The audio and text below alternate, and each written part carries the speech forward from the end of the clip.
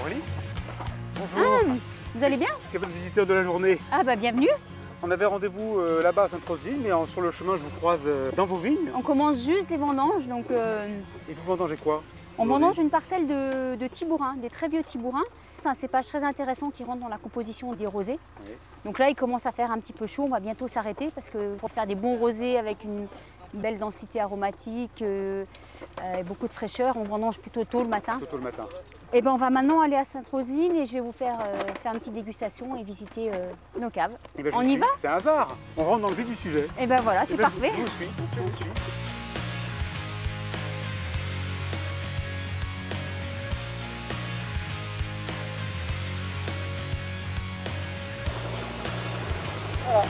Ah bah tiens, regardez, j'aperçois Jérôme Auberti, c'est notre chef de culture. Bonjour. Bonjour. Alors c'est vous qui êtes en charge de faire évoluer et faire mûrir ces beaux raisins ici? Voilà, ces parcelles. Là, on se situe sur une parcelle de Grenache, Ouais. qui est un des voir. cépages prépondérants de l'assemblage des rosés Côte de Provence. Ouais. Voilà, cette parcelle a la particularité d'avoir été choisie par Aurélie pour être menée en culture biodynamique. Alors ici, je crois que c'est une parcelle de Grenache, De Grenache, oui. qui est l'un des cépages traditionnels qui sont cultivés en Provence, mais surtout à Sainte-Roselyne. Il y en a presque 10, je crois, ici, en Ouais. cépages traditionnels. Mhm.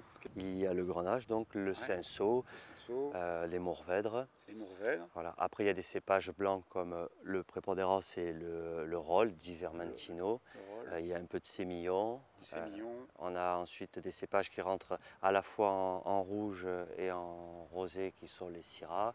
Après, il y a Cabernet Sauvignon. Donc c'est quand même plus compliqué de faire du vin en Provence, parce qu'il faut assembler tous ces cépages ensemble. Hein. C'est justement là l'intérêt, et ça vous permet de pouvoir cibler les parcelles selon les terroirs. Ici, c'est un sol argilo-calcaire. Le Grenache se comporte très bien dans ces sols-là. Et surtout, après, une fois les fermentations, c'est de pouvoir les assembler en quantités différentes. Entendu. Eh bien, écoutez, je vais aller voir ça.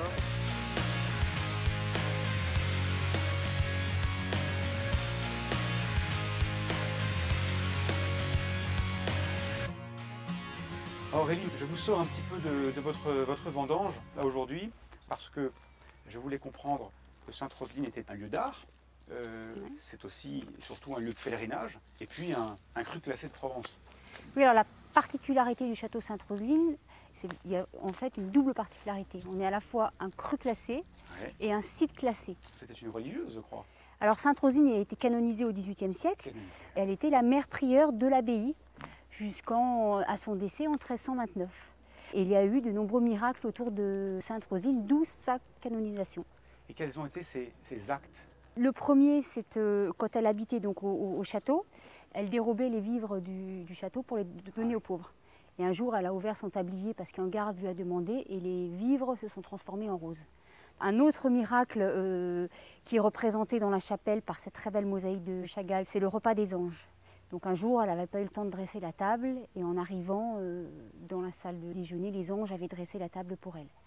Et puis, il y a un miracle qui est quand même très très important, c'est la conservation de son corps. Son corps repose sous une châsse de cristal. À sa mort, donc en 1329, son corps a été inhumé dans le cloître. Et en rentrant de croisade, 5 ans après, son frère a exhumé son corps et le corps était resté intact. Donc on vient ici pour apprendre le vin, pour découvrir l'art, mais on découvre également que c'est un lieu d'émotion. Un lieu d'émotion, rempli d'histoire.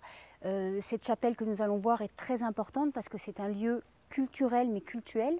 Donc c'est un lieu de pèlerinage où on vient prier Sainte-Roselyne, mais où on vient aussi admirer toutes ces très belles œuvres d'art.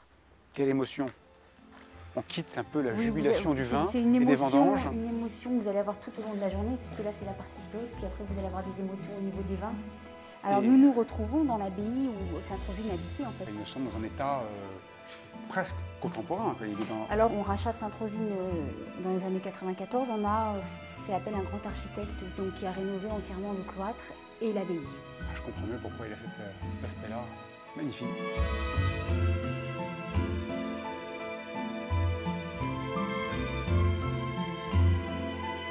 Maintenant, ce qui est intéressant après avoir vu toute cette partie historique, je vais vous faire découvrir la partie qui est aussi importante à Sainte-Roselyne, tout le vin.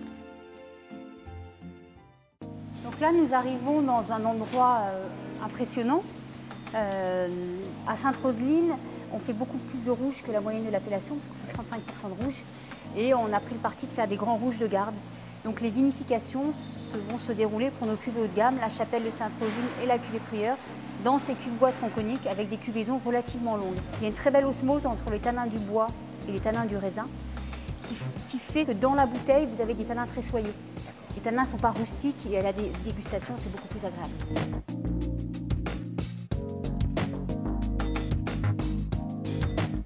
Donc là, nous arrivons dans notre chai d'élevage pour les vins rouges. Tous nos vins rouges sont élevés en bois. Les vins haut de gamme, donc Chapelle et cuvée Prieure, en barrique, et les lampes de Méduse en foudre. Donc une barrique fait combien de litres? 225 litres. Et un foudre? 4000 litres. Un ou une foudre? Un foudre. Un foudre. Donc le nom est lié à la contenance. Voilà. On fait des mariages, des séminaires, des soirées gala. Donc avec une technologie très high-tech. Ah, le vin. Au bout de la visite, le vin. Donc là, nous nous trouvons dans notre caveau de vente et dégustation. Oui. Donc, nous accueillons chaque année plus de 30 000 visiteurs. Oui. Commercialisons grosso modo 100 000 bouteilles de vin par an sur des cuvées très haut de gamme. Donc, le no-tourisme pour nous est très important et l'accueil sur le site pour faire découvrir nos installations et nos vins, c'est quelque chose de très très important. Alors donc c'est là le lieu d'exposition des artistes que vous choisissez? Les œuvres monumentales sont surtout en extérieur et je vais vous laisser dans les mains de mon père. Et donc après, on va se retrouver un petit peu plus tard pour faire une dégustation dans le parc du château. D'accord, donc il est là-bas.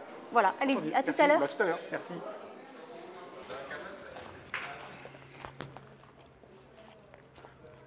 Waouh! Impressionnant, hein? Je comprends mieux la notion de sculpture monumentale. Voilà, impressionnant. Comment allez-vous? Bonjour, bien, merci. Je suis impressionné, effectivement. Il y en a d'autres, venez si vous voulez venir, comme ça on va voir dans la montée de la chapelle. Ça c'est un artiste américain fort connu, Jim Dine, qu'on voit beaucoup dans les musées, dans le monde entier. On a de la chance d'avoir ses œuvres parce que c'est quand même pas évident, vu d'abord la dimension. Il faut avoir de la place. Il faut avoir de la place, mais je pense que justement le site de Sainte-Rosine se prête à ce type de manifestation. J'estime que nous avons la possibilité de mettre en valeur les œuvres d'art. Pour moi, des sculptures essentiellement doivent pouvoir vivre. Elles sont faites pour être dans la nature. Oui. Être dans une galerie enfermée entre quatre murs, ce n'est pas l'idéal pour une œuvre d'art, surtout quand elles sont monumentales. Donc je pense qu'on les valorise. Mais réciproquement, ces œuvres valorisent notre propriété. Si on veut apprendre un peu plus dans le domaine de l'art, qu'est-ce qu'il faut faire? On vient à Sainte-Roseline? Je pense que ça peut dire parce que depuis maintenant 15 ans, chaque année, on fait une très importante manifestation sur un artiste. Donc cette année, c'est Jim Dine qui est un artiste américain, mais on a fait des expositions sur Folon, sur César, sur Armand, sur Bernard Venet. Donc tout ça, si vous voulez, ce sont des artistes dont on parle, qui font partie du monde actuel de l'art contemporain. Effectivement, pour quelqu'un qui veut découvrir l'art, il peut chaque année découvrir un artiste. Donc si vous voulez en savoir plus sur le vin, la découverte des appellations et rencontrer les vignerons emblématiques de leur appellation, c'est la série Un verre de terroir. Si vous voulez devenir un amateur d'art, ce que je ne suis pas, vous venez à Sainte-Roseline régulièrement au rythme des expositions et venir contempler tous les artistes qui y sont exposés. Ne peut-on pas dire que faire un bon vin, c'est tout un art? Et faire un bon vin, c'est tout un art. Ça, c'est un fait majeur. Merci pour cette petite explication.